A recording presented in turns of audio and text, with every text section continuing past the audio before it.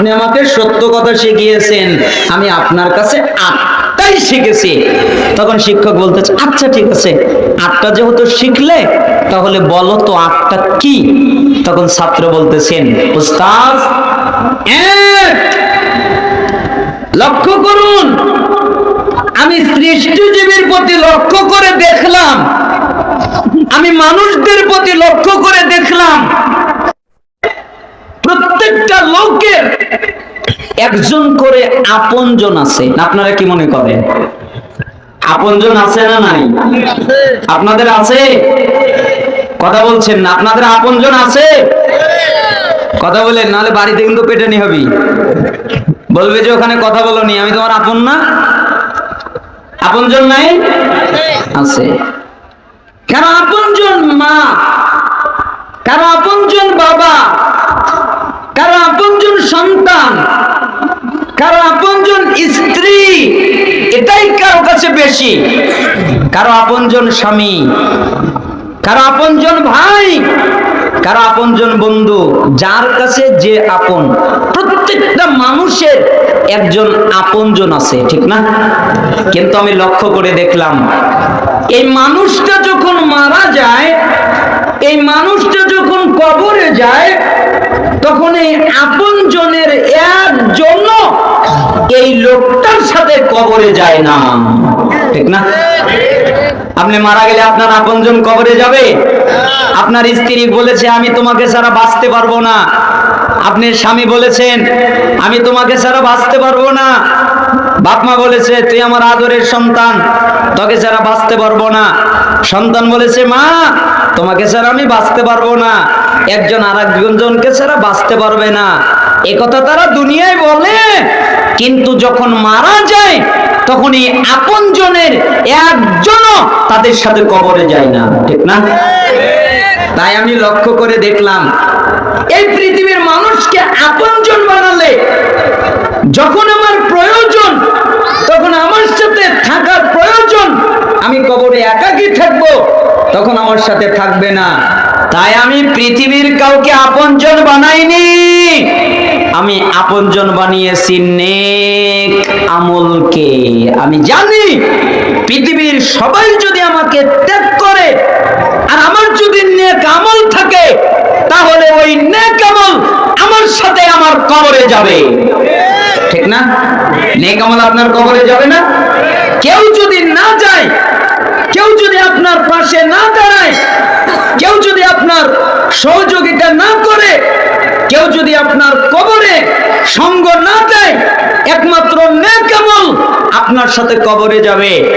তাই আমি পৃথিবীর কাউকে আপনজন বানাইনি, আমি আপনজন বানিয়েছি নেক আমলকে। আমি জানি পৃথিবীর মানুষকে আপনজন বানালে তারা আমার সাথে যাবে না, আর আমি জানি নেক আমলকে আপনজন বানালে আমার সাথে কবরে যাবে। তাই আমি নেক আমলকে আপনজন বানিয়েছি। ওস্তাদের দিকে ছাত্র তাকিয়ে দেখে ওস্তাদের চোখ দিয়ে টসটস করে পানি পড়ছে। তো ছাত্র ওস্তাদকে বলছে, ওস্তাদ জি, আপনি কাঁদেন কেন? ওস্তাদ বলছে, আমি কাঁদি কেন জানো?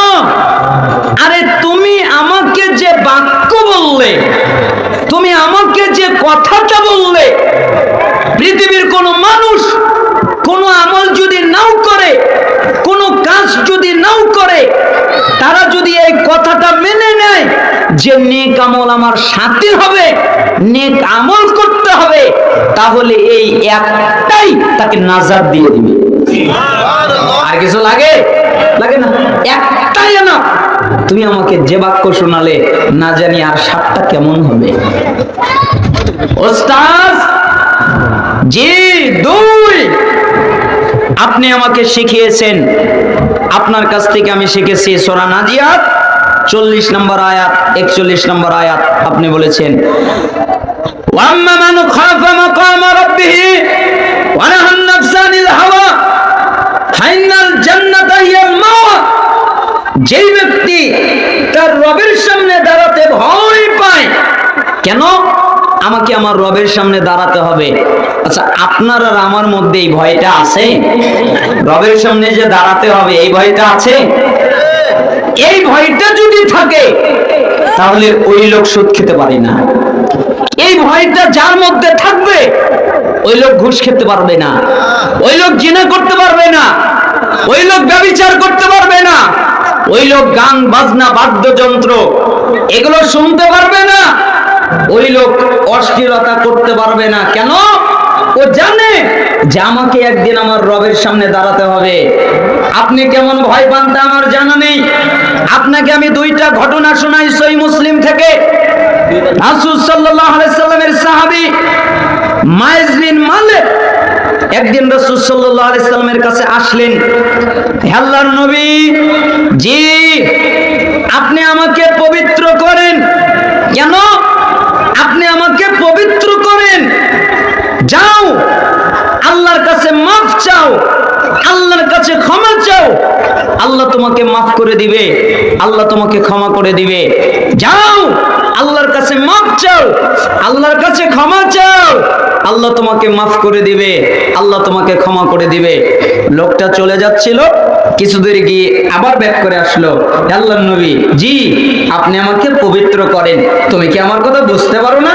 আমি তোমাকে বলছি আল্লাহর কাছে মাফ চাও, আল্লাহর কাছে ক্ষমা চাও, আল্লাহ তোমাকে মাফ করে দিবে, আল্লাহ তোমাকে ক্ষমা করে দিবে।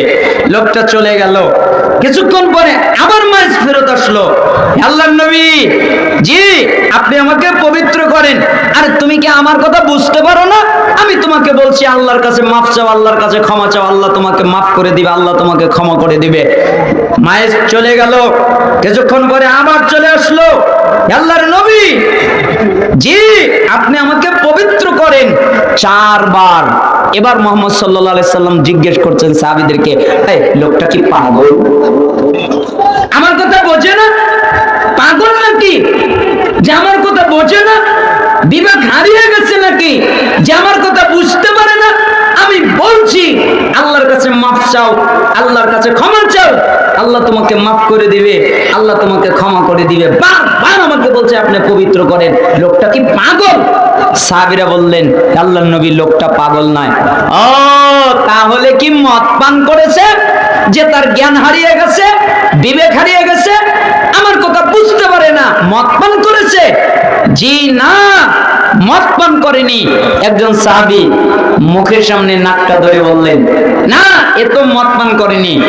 আমার কথা বোঝে না কেন? আচ্ছা বলো তুমি কি করেছো? আল্লাহর নবী, মানুষ যেটা বৈধভাবে করে আমি সেটা অবৈধভাবে করেছি, তার মানে আমি জিনা করে ফেলেছি, আপনি আমাকে পবিত্র করেন।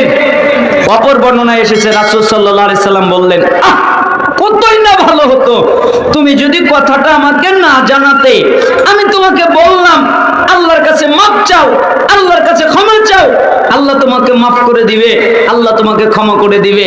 তুমি যদি আমাকে কথাটা না জানাতে কতই না ভালো হতো। আচ্ছা ঠিক আছে। সাহাবীরা, জি মাইজ বিন মালিককে মাটিতে অর্ধ পর্যন্ত গাড়ো এবং পাথর দিয়ে তাকে রজম করো, হত্যা করে ফেলো। পাথর দিয়ে মাইজ বিন মালিককে আঘাত করতে করতে হত্যা করা হলো। এক পর্যায়ে একটু রক্ত এসে একজন সাহাবীর গায়ে লেগে গেল। তাই ওই সাহাবী অভিশাপ করলেন। তখন রাসূল সাল্লাল্লাহু আলাইহি সাল্লাম ওই সাহাবীকে বললেন, সাহাবী জি শোনো, মাইজ বিন মালিক যে তওবা করেছে, এই তওবা যদি তামাম পৃথিবীর উম্মতের মধ্যে বিলিয়ে দেওয়া হয় তাহলে মাইজ বিন মালিকের এক তওবাই যথেষ্ট। উম্মতের আর তওবা লাগবে না, একটাই আনাম। আর তুমি মাইজকে অভিশাপ করছো। মায়ের জানতেন আমাকে আল্লাহর সামনে দাঁড়াতে হবে। আমি আল্লাহর সামনে দাঁড়াবো কেমনে? আমি জিনা করেছি, আমি কিভাবে আল্লাহর সামনে দাঁড়াবো? মায়ের জানতেন আমার যদি বিচার হয় আমাকে ফাঁসি দিবে না, আমার গলা কেটে ফেলবে না, আমাকে অর্ধ পর্যন্ত গেড়ে পাথর মেরে মেরে আমাকে যন্ত্রণাদায়ক ভাবে আমাকে হত্যা করবে। এটা মায়েজ জানতেন। তারপরে মায়েজের হৃদয়ের ভিতরে ছিল আল্লাহর ভয়। তাই মায়েজ ভেবেছিলেন যে আমার পবিত্র হওয়া দরকার, আমি আল্লাহর সামনে কিভাবে দাঁড়াবো। মায়েজ আল্লাহর সামনে দাঁড়াতে ভয় পায়, কিন্তু আমরা মানুষ এত নিমক খারাপ, আমাদের মধ্যে আল্লাহর সামনে দাঁড়াতে হবে এই ভয় আমাদের মধ্যে নাই, ঠিক না? কান্নাকাটি করতে হয় এটা নাই, কাঁদতে হয় এটা নাই। মুআয ইবনুল জাবাল রাদিয়াল্লাহু আনহু তিনি বলেন, লাম্মা হাদারাতুল মাউত বাকা, একদিন মুআয ইবনুল জাবাল অনেক কান্নাকাটি করছিলেন, তাই একজন সাহাবী এসে তাকে জিজ্ঞেস করলেন, ফাকালা লাহু, কি ব্যাপার মা ইবুকিকা, তুমি কাঁদো কেন, তোমার কান্নার কারণ কি, তুমি কি কারণে কাঁদো, তুমি কাঁদো কেন, তোমার কান্নার কারণ কি, তুমি কান্না করো কেন? তখন মুআয ইবনুল জাবাল রাদিয়াল্লাহু আনহু জবাব দিলেন, ওয়াল্লাহি লা আবকি জাযাআম মিনাল মাউত ওয়ালা দুনিয়া উখাল্লিকুহা বাদি। শোনো, আমার যে মৃত্যু হবে এই ভয় আমার নাই, আমি জানি আমাকে মরতে হবে, তাই আমার মরার ভয় নেই।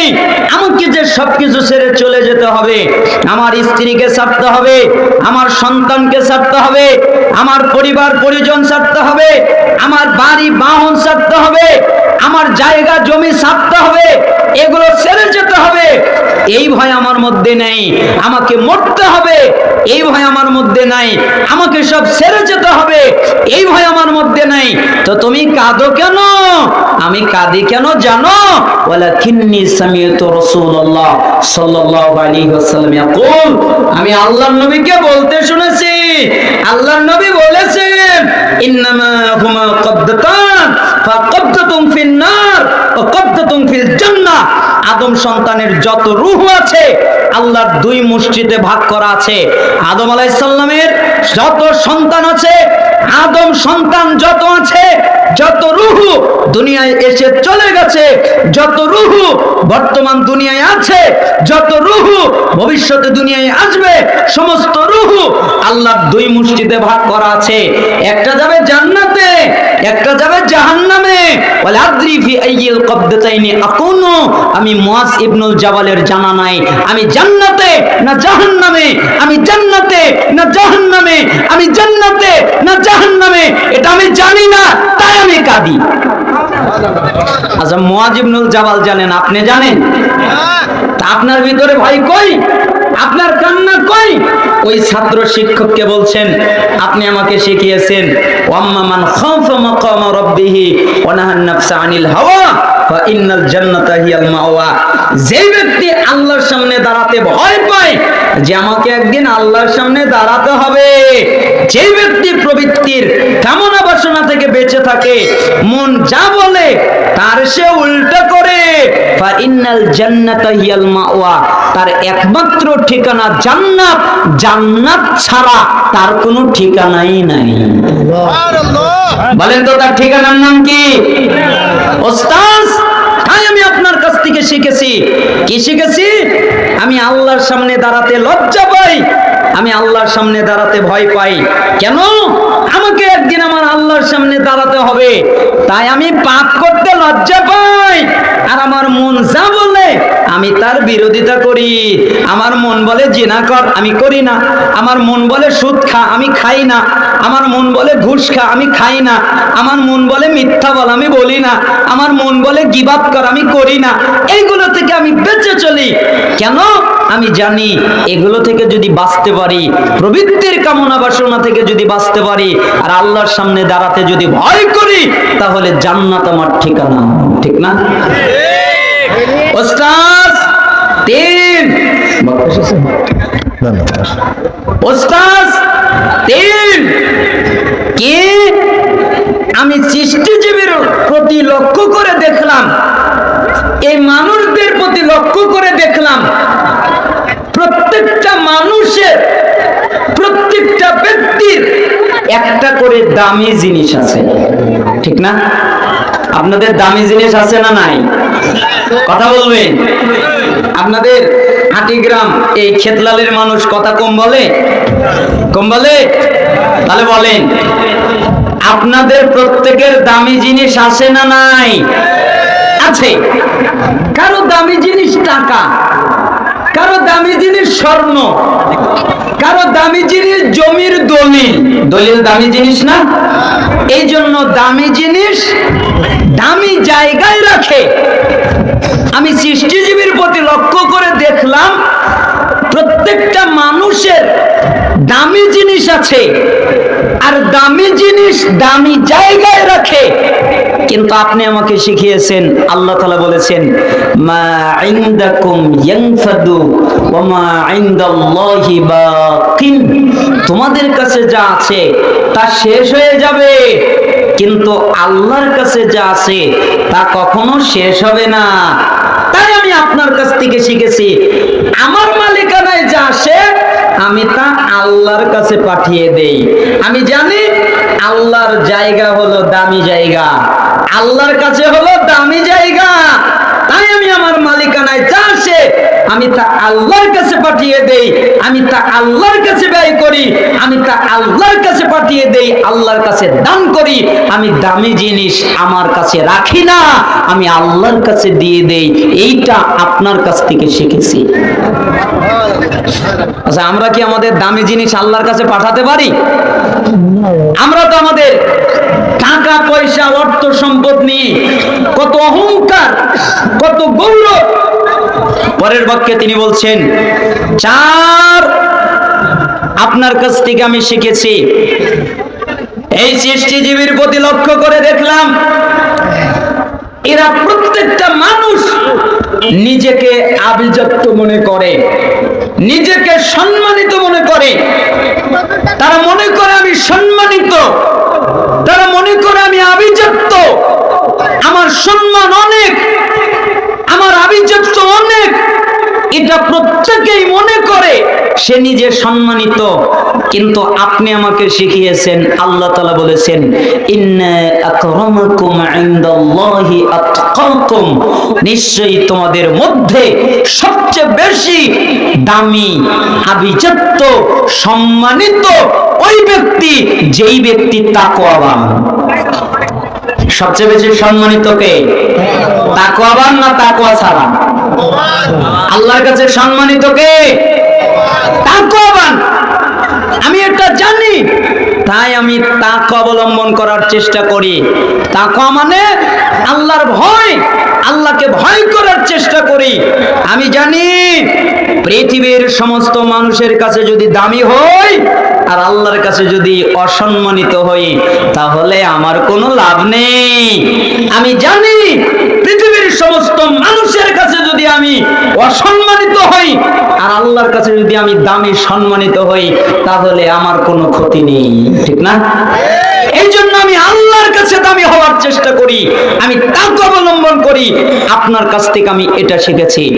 5, আমি সৃষ্টিজীবীর প্রতি লক্ষ্য করে দেখলাম একজন আরেকজনকে অভিশাপ দেয়, একজন আরেকজনকে দোষারোপ করে, একজন আরেকজনকে হিংসা করে।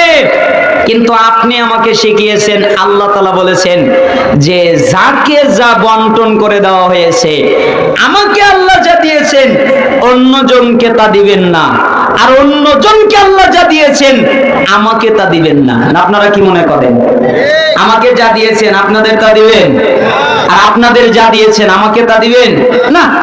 আপনারটা আপনার, আমারটা আমার। তাই আপনার সাথে আমার হিংসা কিসের? আরে ভাই, আপনারটা আল্লাহ আপনাকে দিয়েছে, আমার ক্ষতি কি? আমারটা আল্লাহ আমাকে দিয়েছে। তাই আমি পৃথিবীর কারো প্রতি অভিশাপ দেই না, আমি পৃথিবীর কারো প্রতি দোষারোপ করি না, আমি পৃথিবীর কাউকে হিংসা করি না। এইটা আমি আপনার কাছ থেকে শিখেছি। দেখেন তো ছাত্র কেমন শিখেছে কি। 6, আমি সৃষ্টিজীবীর প্রতি লক্ষ্য করে দেখলাম একজন আরেকজনের সাথে বিদ্বেষ করে, একজন আরেকজনের সাথে মারামারি করে, একজন আরেকজনকে হত্যা পর্যন্ত করে ফেলে, একজন আরেকজনের সাথে শত্রুতা করে, ঠিক না? মানুষ একজন আরেকজনের সাথে শত্রুতা করে না? করে। কিন্তু আপনি আমাকে শিখিয়েছেন, আল্লাহ বলেছেন কি, ইন্নাশ শাইতানা লাকুম আদুউন ফাত্তাখিযুহু আদুওয়া, নিশ্চয়ই শয়তান তোমাদের প্রকাশ্য দুশমন, প্রকাশ্য শত্রু। অতএব তোমরা যদি শত্রু বানাতে হয় তাহলে শয়তানকে শত্রু বানাও, ঠিক না? এখানে আমি আপনাদের কাছে কয়েকটা হাদিস অনুবাদ করি। এখানে কয়েকটা কথা মনে রাখবেন। জীবনে কারো গীবাত করবেন না, জীবনে কারো বদনাম করবেন না। বদনাম করে, গীবাত করে আপনার নেকিকে হারাবেন, এই কাজ আপনি জীবনে করবেন না। ইমাম আউজাই রাহিমাহুল্লাহ নাম শুনেছেন না? ইমাম আউজাই, ইমাম আউজাই রাহিমাহুল্লাহ তিনি একদিন তার বন্ধুকে বলছেন, দোস্ত জি তুমি কি একটা কাজ করতে পারবে? কি কাজ? আমার জন্য একটা ঘর বানাবে, একটা ঘর দেখবে, একটা বাসা দেখবে যার আশেপাশে ওই লোক নাই যারা গীবত করে। কোন লোক নাই? গীবাতকারী নেই। মানে আশেপাশে যেন গীবাতকারী না থাকে। গীবাতকারী থাকলে আমি তাদের সাথে প্রতিবেশী হব না।